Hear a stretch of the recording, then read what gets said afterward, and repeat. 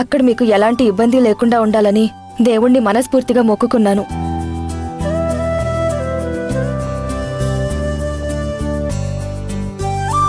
ఎన్నో ఏళ్ల క్రితం దూరమైన అక్కని మీరే వెళ్లి దగ్గరుండి తీసుకురాబోతున్నారు.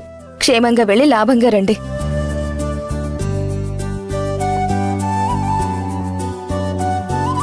అమ్మ వాళ్ళ దగ్గర ఆశీర్వాదం తీసుకుని వెళ్ళండి. సరే అక్క.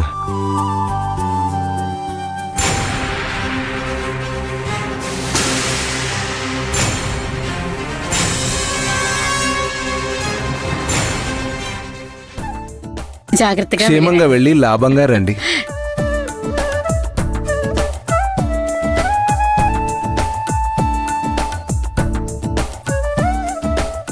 క్షేమంగా వెళ్ళి లాభంగా రండి. అన్నయ్య, జాగ్రత్తగా వెళ్ళేసి రండి. మీరు అక్కని ఎప్పుడెప్పుడు తీసుకొస్తారా అని మేము ఎంత ఎదురు చూస్తున్నాం తెలుసా? ఒక్కరోజు ఆలస్యమైనా సరే తప్పకుండా ఉండి అక్కని తీసుకొస్తాం.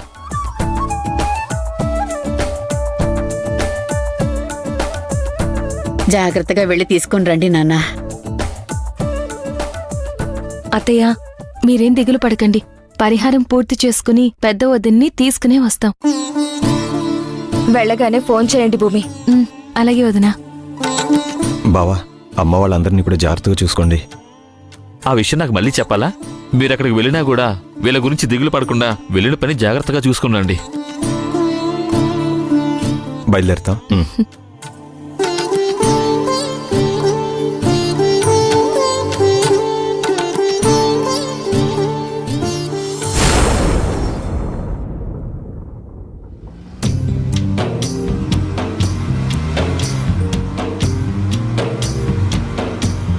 అవును, మనం ఆర్కాడ్ వెళ్ళాలంటే ఎటు నుంచి వెళ్తే దగ్గర అవుతుంది? బెంగళూరు మీద నుంచి వెళ్తే దగ్గర అవుతుంది సార్. పైగా రోడ్లు కూడా బాగుంటాయి. ఇటు కుప్పం మీద నుంచి కూడా రోడ్లు బాగానే ఉంటాయి కదా. బెంగళూరు మీద నుంచి వెళ్ళాలంటే కొంచెం దూరం అవుతుందేమో. కుప్పం నుంచి సేలం మీదుగా వెళ్తే త్వరగా వెళ్ళొచ్చేమో. నీకు రూట్ ఎలా తెలుసు అన్నయ్య? కనుక్కున్నాను రా. మా బావగారు చెప్పినట్టు కుప్పం మీద నుంచి వెళ్ళండి. మళ్ళీ బెంగళూరు వెళ్ళి చుట్టూ తిరిగి వెళ్ళడం ఎందుకు? సరే మేడం, నాకు సేలం వరకైతే తెలుసు. అక్కడికి వెళ్ళడానికి మ్యాప్ పెట్టుకుని వెళ్దాం. సరే, దూర ప్రయాణం కదా, మధ్యలో నిద్ర వస్తే చెప్పు, నేను డ్రైవ్ చేస్తాను. అలా ఏం లేదు సార్, ఎంత దూరం అయినా నేను డ్రైవ్ చేయగలను. అలాగే అనిపిస్తుంది. ముందు జాగ్రత్త కోసం చెప్తున్నాను. సరే సార్.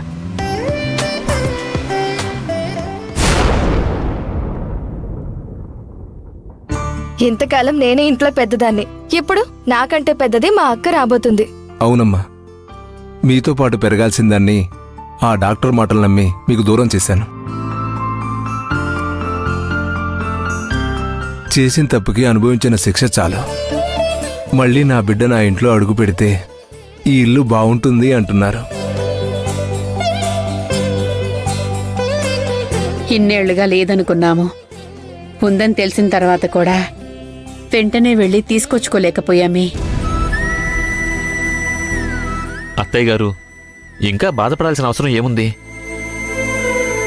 రాఘవ మాధవ వెళ్ళింది తనని తీసుకురావడానికే కదా. ఎలాగైనా వాళ్ళు పెద్దక్కని తీసుకురావాలని పట్టుదలతో వెళ్లారు. అక్కడ జరిపించాల్సిన పరిహారం జరిపిస్తారు. వాళ్ళ అక్కను కూడా తీసుకుని వస్తారు.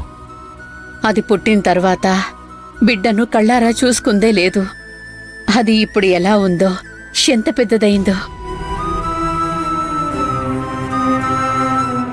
దాన్ని దూరం చేసిన నేరం నాది.